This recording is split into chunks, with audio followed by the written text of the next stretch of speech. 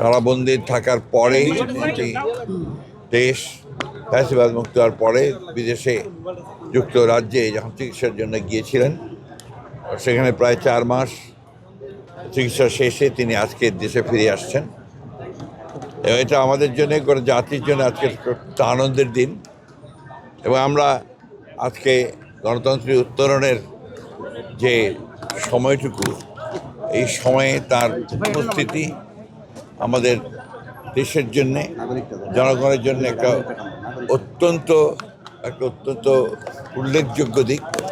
আমরা মনে করি যে দেশের বেগম খালেদা জিয়ার এই উপস্থিতি, বান্ডেল থাকলে প্রতি সেনমানিতে টাকা বাঁচবে। বিকাশ সেনমানি বান্ডেল কিনে জিতুন প্রতি লেনদেনে। তার দেশে ফিরে আসা, এটা আমাদের গণতন্ত্রের উত্তরণের পথকে আরো সহজ করবে, দেশকে একটা সঠিক বৈষম্যহীন একটা পরিস্থিতির দিকে নিয়ে যেতে সহযোগিতা করবে।